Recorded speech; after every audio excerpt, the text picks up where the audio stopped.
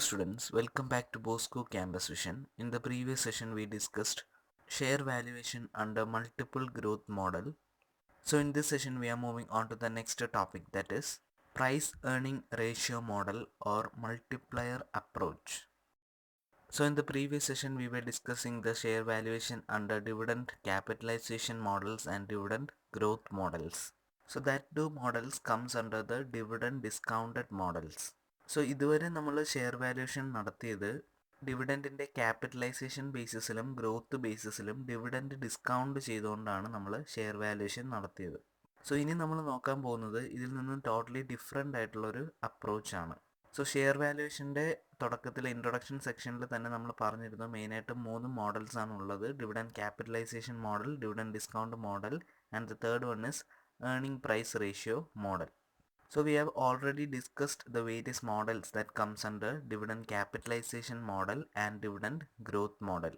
So the next and the last main model is price earning ratio model or multiplier approach. So നേരത്തെ മോഡൽസിലെല്ലാം dividend ആയിരുന്നു ഒരു main concept എങ്കിൽ ഇവിടെ നമ്മൾ earnings per share ആണ് main concept എന്ന് പറയുന്നത്. കമ്പനിയുടെ ഏർണിങ്സ് വെച്ചിട്ടാണ് നമ്മളിവിടെ ഇൻട്രിൻസിക് വാല്യൂ കാൽക്കുലേറ്റ് ചെയ്യുന്നത്. Many investors and analysts value shares by estimating an appropriate multiplier for the share.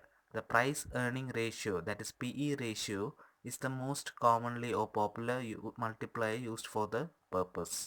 So നേരത്തെ പറഞ്ഞ പോലെ ഏർണിങ്സ് പെർ ഷെയറിനെ ഒരു അപ്രോപ്രിയേറ്റ് മൾട്ടിപ്ലയർ ഉപയോഗിച്ച് മൾട്ടിപ്ലൈ ചെയ്തുകൊണ്ടാണ് നമ്മൾ ഇൻട്രിൻസിക് വാല്യൂ കാൽക്കുലേറ്റ് ചെയ്യുന്നത്. സോ പലതരം മൾട്ടിപ്ലയേഴ്സ് നമുക്ക് ഈ ഒരു പേർപ്പസിന് വേണ്ടിയിട്ട് യൂസ് ചെയ്യാം. പക്ഷേ കോമൺലി അല്ലെങ്കിൽ മോസ്റ്റ് പോപ്പുലർലി യൂസ് ചെയ്യുന്ന ഒരു മൾട്ടിപ്ലയർ എന്ന് പറയുന്നത് PE റേഷ്യോ ആണ്. പ്രൈസ് ഏർണിംഗ് റേഷ്യോ ആണ് മോസ്റ്റ് കോമൺലി യൂസ് ചെയ്യുന്ന മൾട്ടിപ്ലയർ എന്ന് പറയുന്നത്. സോ ഇങ്ങനെ ഒരു മൾട്ടിപ്ലയർ EPSുമായിട്ട് മൾട്ടിപ്ലൈ ചെയ്ത് ഇൻട്രിൻസിക് വാല്യൂ കാൽക്കുലേറ്റ് ചെയ്യുന്നത് കൊണ്ടാണ് ഈ മോഡലിനെ മൾട്ടിപ്ലയർ അപ്രോച്ച് എന്നും പറയുന്നത്.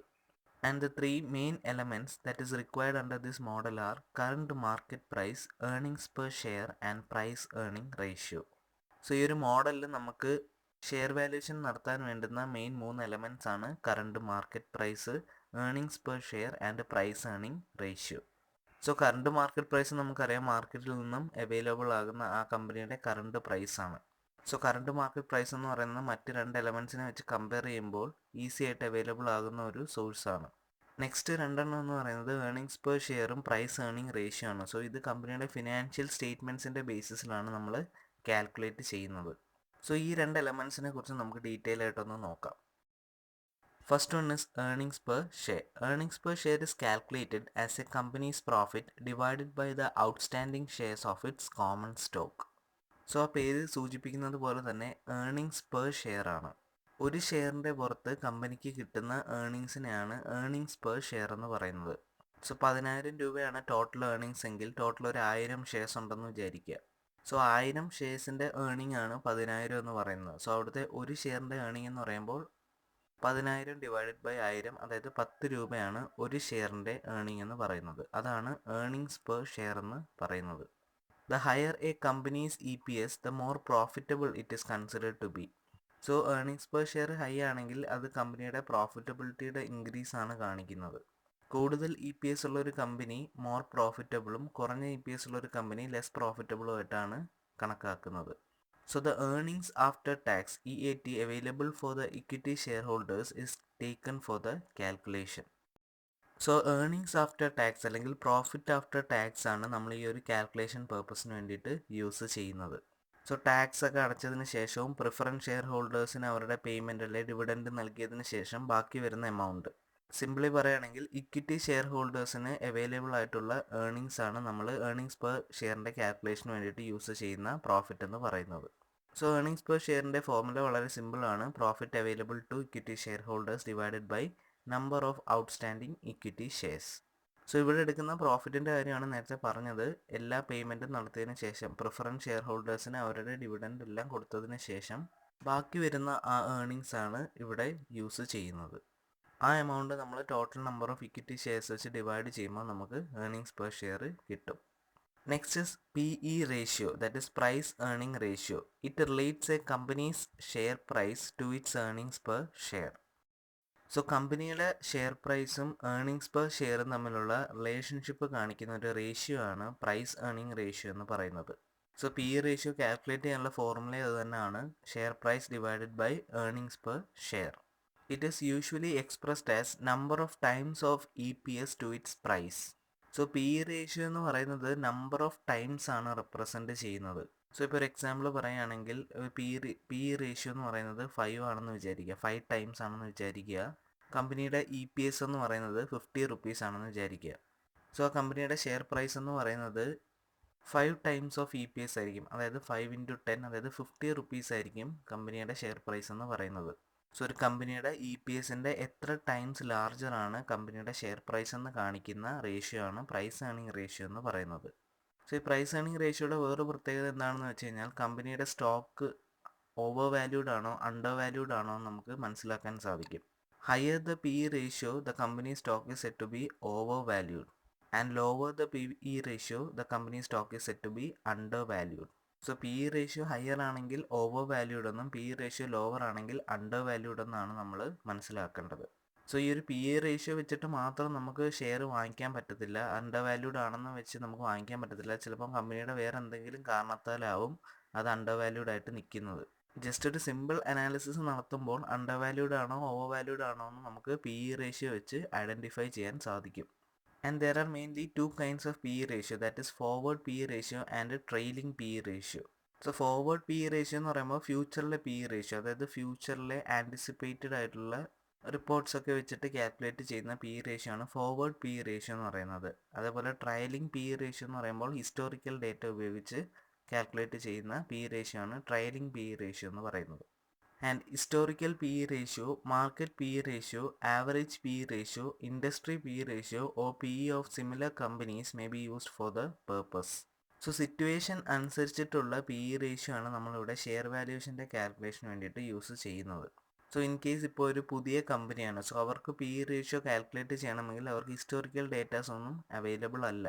സോ അവർക്ക് ഈ പേർപ്പസിന് വേണ്ടിയിട്ട് അവർ ആ സ്റ്റാൻഡ് ചെയ്യുന്ന ഇൻഡസ്ട്രിയുടെ PE റേഷ്യോ അല്ലെങ്കിൽ ആ ഒരു ഇൻഡസ്ട്രിയിലുള്ള സിമിലർ കമ്പനീസിൻ്റെ PE റേഷ്യോ വെച്ചിട്ട് കാൽക്കുലേറ്റ് ചെയ്യാം. ഇൻ കേസ് ഒരു എക്സിസ്റ്റിംഗ് കമ്പനി ആണെങ്കിൽ അവർക്ക് ഹിസ്റ്റോറിക്കൽ PE റേഷ്യോ യൂസ് ചെയ്യാം, ഫോർവേഡ് PE റേഷ്യോ കാൽക്കുലേറ്റ് ചെയ്യാം, അങ്ങനെ എങ്ങനെ വേണമെങ്കിലും അവർക്ക് ഈ പേർപ്പസിന് വേണ്ടിയിട്ട് യൂസ് ചെയ്യാം. സോ ആ സിറ്റുവേഷൻ അനുസരിച്ച് ഏത് രീതിയിലുള്ള PE റേഷ്യോ കാൽക്കുലേഷൻ വേണമെങ്കിലും കമ്പനിക്ക് ചൂസ് ചെയ്യാവുന്നതാണ്.